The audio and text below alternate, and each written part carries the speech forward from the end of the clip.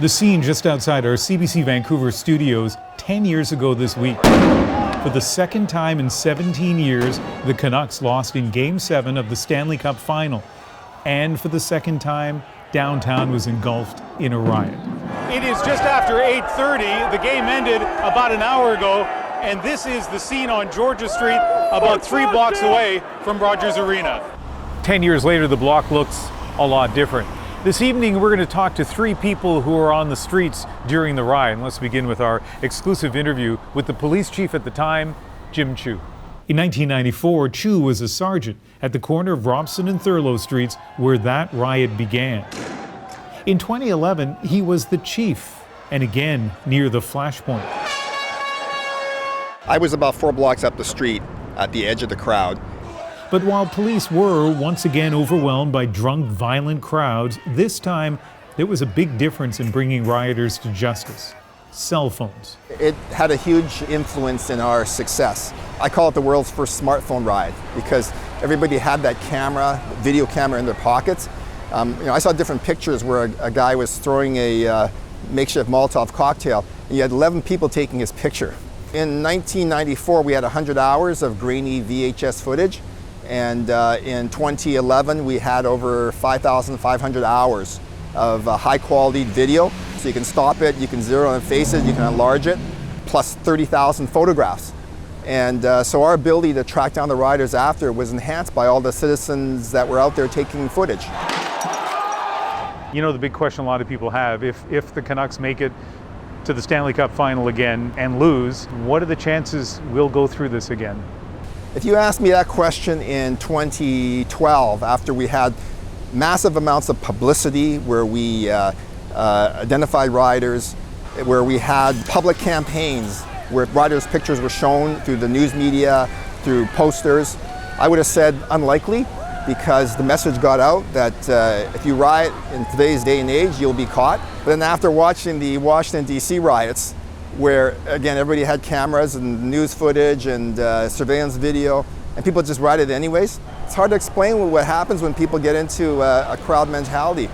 And some of these rioters told us, I got caught up in the moment. One of the reasons I want to talk about this still is there's a whole new generation of young people across Canada who maybe were 5, 6 years old when the Vancouver riot occurred. Now they're 17, 18 years old.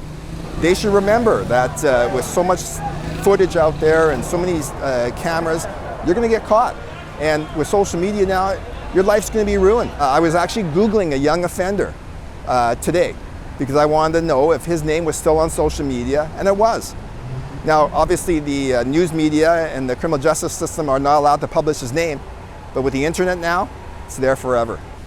So more than 30,000 pictures from riot night, but Jim Chu says that when he talked to some U.S. police chiefs afterwards, they asked about one photo, the kissing couple.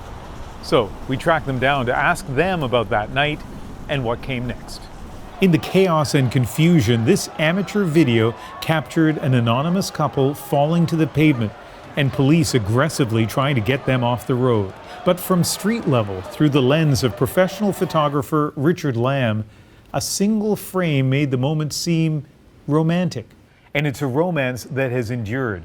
10 years later, the kissing couple is married. They have a young child. Canadian Alex Thomas and Australian Scott Jones now live in Fremantle, near Perth, far from home and far from the frenzy of the first few hours after the picture was published in papers around the world. Yeah, I guess we didn't really know much about going viral. It's not something that had ever crossed our minds, or even a phrase that, now it's so commonplace, but I don't think either of us really had even heard that phrase at that point. Or the ugly side of going viral. False rumors the picture was staged. The Jones, who did some stand-up, was seeking publicity. I'm not very good. I can't be like we can have an international audience. Superstar now. I'm not going to be booking my own 1-hour gigs. Like I did a 5-minute piece at an open mic night. I'm not a comedian. To try to set the record straight, they chose to do one Canadian interview 10 years ago with us on The National. I was upset and I fell down and didn't really know, exactly what was happening. I was upset. She was a bit hysterical afterwards, obviously, and I was just trying to calm her down. These days, Scott is pursuing his passion, not comedy, but craft beer. Alex works for the local water utility. And yes, they have the picture up on the wall of their pub, but a decade and half a world away, the fame has subsided.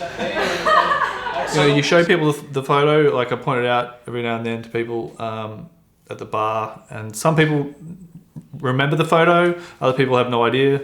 You know, it'll come up at work if somebody new starts. Inevitably, someone will bring it up a couple weeks in and go, hey, funny story, just so we can have a laugh about it. But other than that, it's not something you can really just bring up in conversation unless the topic turns to ice hockey, which in Australia it doesn't very often.